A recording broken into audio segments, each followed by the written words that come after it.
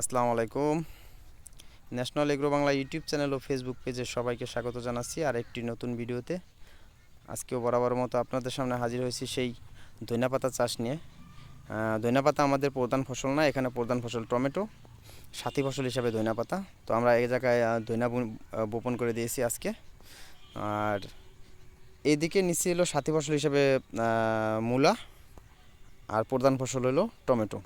তো টমেটোর চারা আমি যে চারাগুলো তৈরি করছি এটা হলো এগ্রোকালার লিমিটেডের ওয়ান্ডারফুল 2 জাতের টমেটো। এটা অতি আগাম একটি জাত।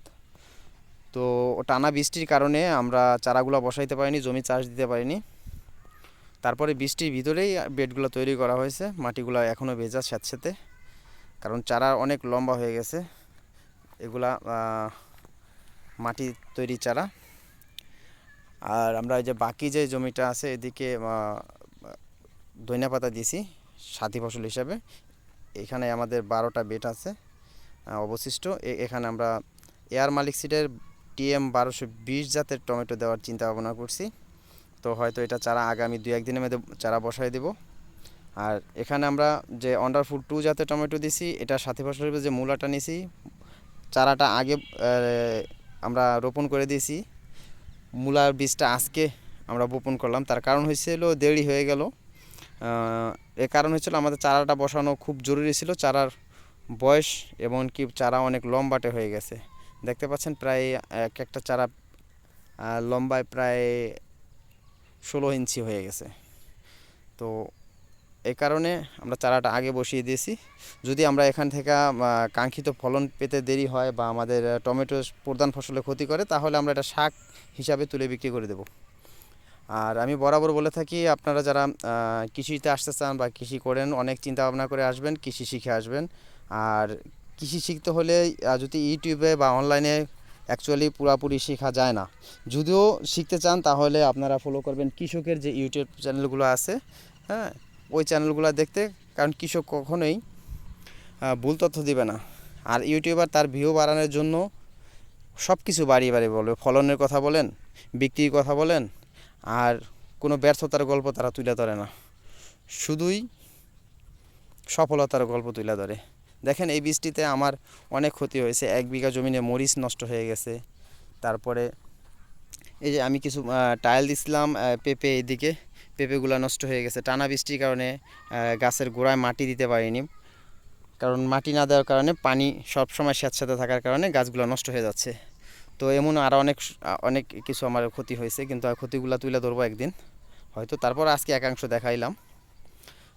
তো আপনারা যদি কৃষি করতে চান তো কৃষি শিখতে চেষ্টা করবেন। কৃষি এত সহজ না। যেমন আমরা ভিডিওতে দেখি বিভিন্ন কোম্পানিগুলো তারা ভিডিও করে তাদের বীজ বিক্রির জন্য, তাদের জন্য তারা এটারে প্রচার করে থাকে। অ্যাকচুয়ালি কৃষিটা অনেক কঠিন।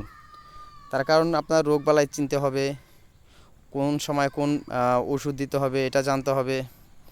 তো আমরা দেখতেছি যে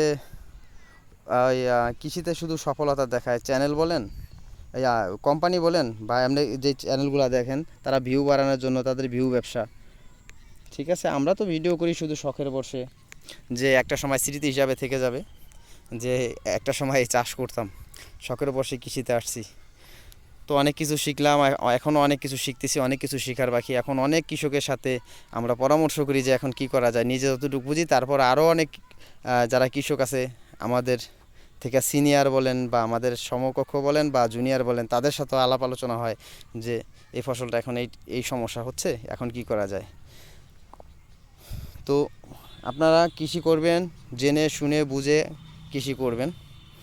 আর কৃষিতে আসলেই যে লাভ তা না, কৃষিতে অনেক লস। কৃষকের লস বা কৃষকের যে দুঃখ কষ্ট কেউ বুঝে না, দেশের সরকার বলেন আর বলেন। দেখেন পেঁয়াজের দাম যখন বাড়ে নিউজ চ্যানেলগুলো লেগে যায় যে পেঁয়াজের ঝাঁজ বেড়ে গেছে, মরিচের ঝাল বেড়ে গেছে। অথচ এই কৃষকে যখন 20 টাকা 25 টাকা কেজি মরিচ বিক্রি করছে, লস দিছে, তখন তাদের পাশে কেউ দাঁড়ায় নাই। এই কৃষকে যখন পেঁয়াজের দাম পায় নাই, মূল্য পায় নাই, তার যেই টাকা ইনভেস্ট করছে ওই টাকাটা তুলে আসে নাই, এটা নিয়ে কিন্তু কারো মাথা ব্যথা নেই। দেখেন এটা বাংলাদেশ, এখানে সব জায়গায় সিন্ডিকেট, ওষুধ কোম্পানির সিন্ডিকেট, আপনার বীজ কোম্পানির সিন্ডিকেট, সারের সিন্ডিকেট, সব জায়গায় সিন্ডিকেট, সব জায়গায় জিম্মি কৃষক। তারপরে আপনি যখন মাল বিক্রি করতে যাবেন সেখানে মধ্যস্বত্বভোগী যারা তারা তাদের যন্ত্রণায় আপনি শেষ। মাল বিক্রি করতে যাবেন দাম কম, কিনতে যাবেন বেশি। তো এই হলো আমাদের দেশের পরিস্থিতি। তারপরেও কৃষি করতে হবে, তো বুঝে জেনে শুনে করতে হবে। একটু নিজে থেকে একটু চেষ্টা চালাইতে হবে কিভাবে এই সিন্ডিকেটের থেকে আমরা একটু বাঁচতে পারি, ঠিক আছে। আর সবচেয়ে বড় কথা হয়েছে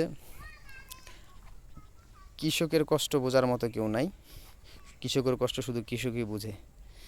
তো সবাই ভালো থাকবেন। আজকে হয়তো ধনেপাতা আর টমেটো চাষ নিয়ে কথা বলতে গিয়ে অনেক কথা বলে ফেললাম। যদি কারো ভালো লাগে তো লাইক কমেন্টস দিয়ে একটু জানাবেন। তো আজকের মতো এখানে বিদায়। আসসালামু আলাইকুম, আল্লাহ হাফেজ।